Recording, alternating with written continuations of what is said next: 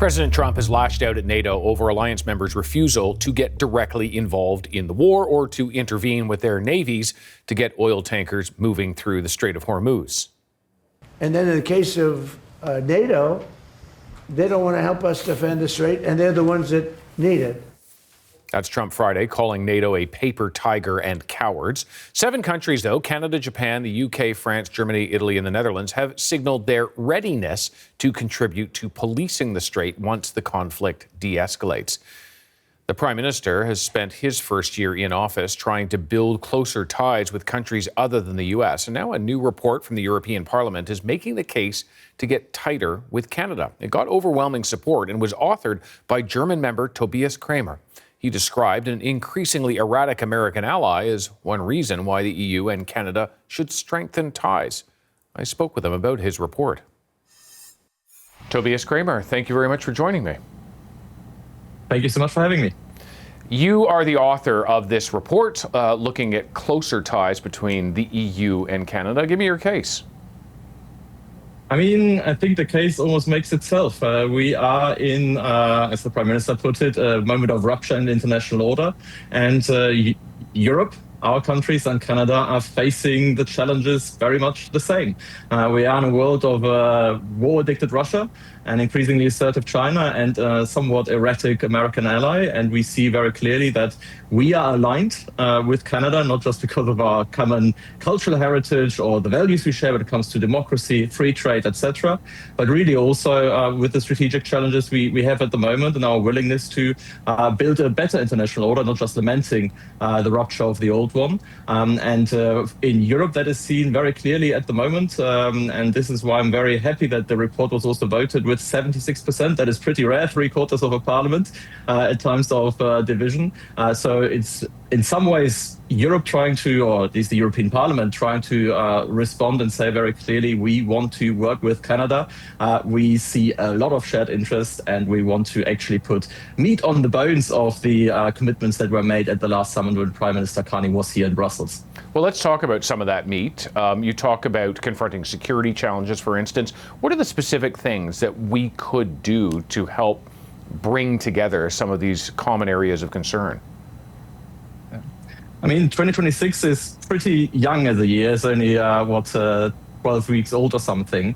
And we've already seen so often that we were caught off guard, whether it be in Venezuela, whether it was with the annexation threats of Greenland and the Arctic, whether it is also with Ukraine, where we are still not really at the table, or now with Iran. I think here it's really in the interest of middle powers like many European countries, but also Canada, to work together and say we don't just want to be reactive, we want to be proactive, working together more closely.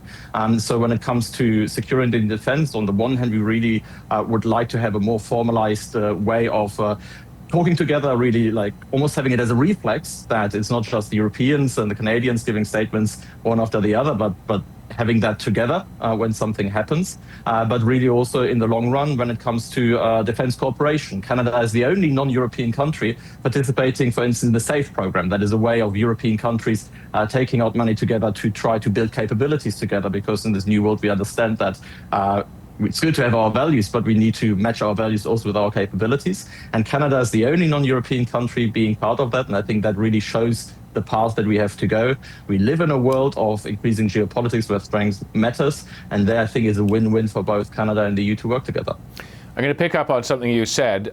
We are the only non-European. And I bring that up because Finland's Alexander Stubb met with Mark Carney about a week ago.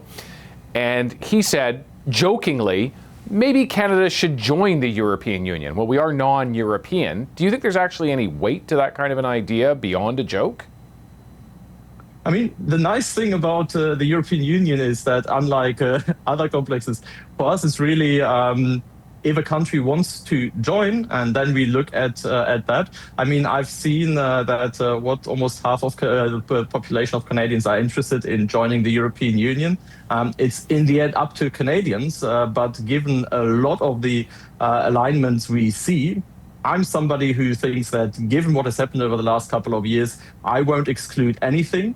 So I like that as a long-term vision, but it ultimately is up to Canadians. But in the meanwhile, I think there are also already so many things we can do in the next couple of weeks and months ahead. To really cooperate already with the frameworks we have, and also to have steps in that direction. Maybe even with an association agreement as a first step. That is what I would really like to see. So I like the idea, but it also doesn't mean that we should just wait for that. We should also really do the steps that are already possible right now with the frameworks we have. Yeah, and as I understand it, it's not super easy that some of the rules in the European Union have to change to allow something outside of continental Europe to actually become part of the EU. So it wouldn't be all that automatic. I do want to pick up on one thing, because I see a map of Ukraine in the background at your desk there. Clearly, this is an important topic for you. As we look at Ukraine's territorial integrity, we see the U.S. withdrawing much of its support for Ukraine. What is the role of the EU in any of these on-again, off-again peace talks that have happened involving the Americans, the Ukrainians, and of course the Russians? And you're absolutely right. I mean, I think Ukraine is perhaps for Europe right now the most important, most existential issue we face. We know that Vladimir Putin has invaded Ukraine not just for the sake of Ukraine or some territory in the Donbass. Putin has invaded because he's terrified of the European Union and the way we are living. He's terrified of functioning democracies in Europe and across the world, because they challenge the lies that his regime is built upon. So for us, this is really where also our liberty and the strength of our democracies is defended. And as I say, I was just there a couple of weeks ago and really seeing the resilience of Ukrainians there. I think it's absolutely essential that we as a European Union keep to our word and continue protecting and helping Ukraine in their heroic fight against the Russian invasion.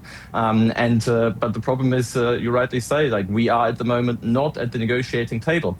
We are kept out of that. And I think part of that is that for too long in the European Union, we have thought that defense and security is somebody else's problem. We kept it out of European integration. We haven't actually built up the capabilities needed to stick to our values and ambitions. And that is something that is changing very rapidly right now. This is, for instance, part of why we have the SAFE program, where we are building up new programs, why we are trying to really create a common market of defense, and also why we are now working all the more closely with allies like Canada, but also Australia, Japan, South Korea, really trying to come together there. Because in the end, this is not just about Ukraine, it's not even just about Europe, it's about whether we live in a world where it's just the survival of the fittest, the law of the jungle, or whether we actually have maintain an order where we say very clearly that this most important rule, that thou shalt not invade thy neighbor, must be protected, because nobody wants to be invaded by their big neighbor in this world, and that should be clear.